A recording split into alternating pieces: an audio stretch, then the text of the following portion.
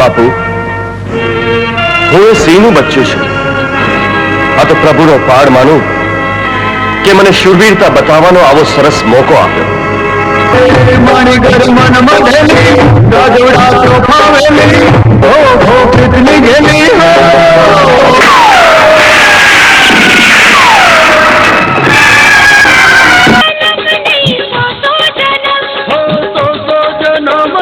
જન્મો જન્મ દેવ સુહારો માનવ લખ અભલા ચમકે.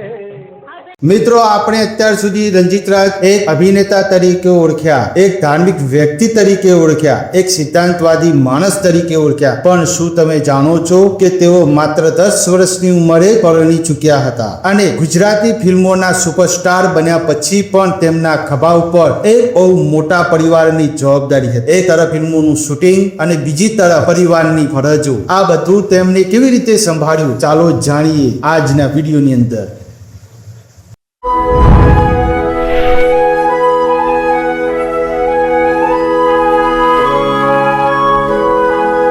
નમસ્કાર મિત્રો, જય માતાજી. આપ સૌનું ફરી એકવાર હાર્દિક સ્વાગત છે. આ ગયા ભાગમાં આપણે રંજીતરાજના અભિનયના સિદ્ધાંતો અને તેમના જીવનના નિર્ણયો વિશે જાણ્યું. આજે આપણે જાણીશું તેમના પરિવાર અને વ્યક્તિગત જીવન વિશે. રંજીતરાજના લગ્ન માત્ર 10 વર્ષની ઉંમરે જ થઈ ગયા હતા. તે સમયની સામાજિક પરંપરા મુજબ આ એક બાલ લગ્ન હતું. પછી જીવન આગળ વધ્યું, સમય બદલાયો અને તેઓ પોતાના પરિવાર સાથે નવી જવાબદારીઓ નિભાવતા રહ્યા. સમય જતા રંજીતરાજ 3 સંતાનોના પિતા બન્યા. એક સફળ અભિનેતા હોવા છતાં તેઓ પરિવાર માટે પૂરતો સમય કાઢવાનો પ્રયત્ન કરતા. તેમના માટે પરિવાર જીવનની સૌથી મોટી તાકાત હતી. પરંતુ મિત્રો, રંજીતરાજના પરિવારની વાત અહીં પૂરી થતી નથી, કારણ કે તેમના જીવનમાં એક એવી જવાબદારી પણ હતી જે દરેક વ્યક્તિ સરળતાથી નિભાવી શકતી નથી. રંજીતરાજ માત્ર પોતાના પત્ની અને સંતાનોની જ નહીં, પરંતુ સમગ્ર બહોળા પરિવારની જવાબદારી પણ નિભાવતા હતા. આ પરિવારમાં એક અપંગ બહેન અને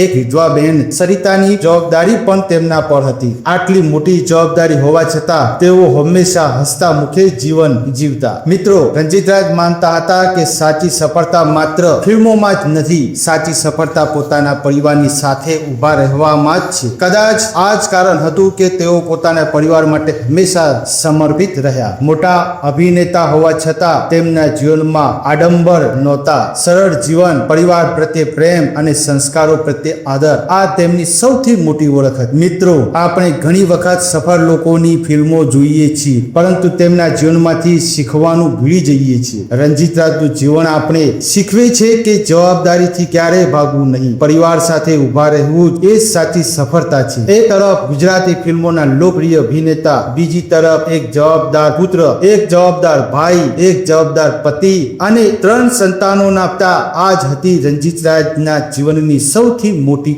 ઓળખ. મિત્રો, આજે આપણે જાણી લીધું રંજીતરાજના જીવનનો એક ખૂબ જ ભાવનાત્મક અધ્યાય, પરંતુ હજી એક અંતિમ અધ્યાય બાકી છે, જ્યાં આપણે જાણીશું તેમના સમગ્ર જીવનનો વારસો, ગુજરાતી ફિલ્મોમાં તેમનું સ્થાન અને આજે પણ લોકો તેમને શા માટે યાદ કરે છે. આગામી ભાગમાં આ ડોક્યુમેન્ટરીનો સૌથી ખાસ અને અંતિમ ભાગ હશે. અહીં આપણે જાણીશું રંજીતરાજે ગુજરાતી ફિલ્મ ઉદ્યોગોને શું તેમનો વારસો આજે પણ શા માટે જીવંત છે અને આવનારી પેઢીઓ માટે તેઓ શું સંદેશ છોડી ગયા. આવી ભાવનાત્મક અને પ્રેરણાદાયી સફર સાથે મળીશું ભાગ 10 માં. ત્યાર સુધી જય માતાજી.